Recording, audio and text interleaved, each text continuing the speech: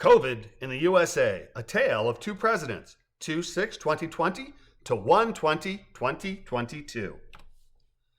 Joseph R. Biden was sworn into office as the President of the United States of America on January 20, 2021.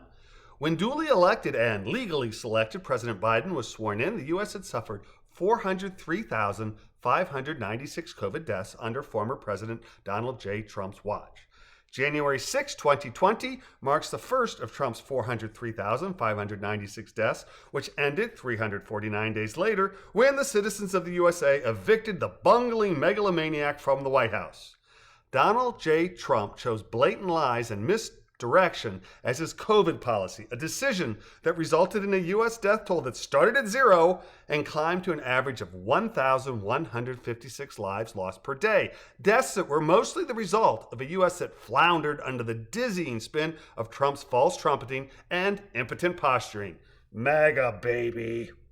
Trump fiddled while America burned, choosing to sacrifice the many for the good of the few. And why not? That's what autocratic, failed insurrectionist plutocrats do. They create policy and spew rhetoric that favors the moneyed elite while casting foot soldiers into the trenches to die. But the most confounding aspect of the Red Hat bunch is how many U.S. MAGA soldiers continue to voluntarily take a bullet for Trump when bulletproof vests are in ready supply.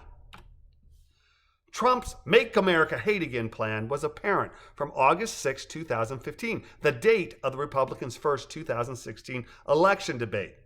August 6 was this Thursday that just happened to be the 70th anniversary of the United States dropping the little boy atomic bomb on Hiroshima. What an apt analogy for Trump and his time in office. Another 10 Republican debates and 9 forums followed, and on June 7, 2016, Trump became the undisputed leader of the Republican Party. And on Tuesday, November 8, 2016, Trump became president-elect of the US of A. Let the record show that I had registered as a Republican in 1979 and remained one until 2018. I voted Clinton. Trump's bungling policy was abhorrent, but his hold on his disciples is truly mind-boggling. He lies, they accept, and they accept even when it kills them. Trump's foot soldiers are dying in droves. Trump, who fought tooth and nail against the advice of sane advisors such as Dr. Anthony Fauci as he trumpeted nonsense time and again, did pour $20 billion into developing a safe and effective COVID vaccine, a vaccine whose use, safety, and necessity he continuously undermined after Biden took office. Trump, who toted Clorox enemas, the wisdom of the likes of Dr. Stella Emanuel, she of the Cambion half-human, half-demon boogeyman, telling the world that we should shine sunlight through our veins to kill COVID, and after receiving mind-bogglingly expensive care that is unavailable to 99.9% of Americans, when he became infected with COVID, declared that COVID was no big thing. This is the great leader for whom so many foot soldiers self-immolate. Safe and effective COVID vaccinations became available in a very limited supply in the U.S. a year ago, and they became widely available in the spring of 2021. Vaccinations that indisputably increase the likelihood of surviving COVID 13-fold should one become ill. Vaccinations that make becoming infected with COVID 20 times less likely in the first place.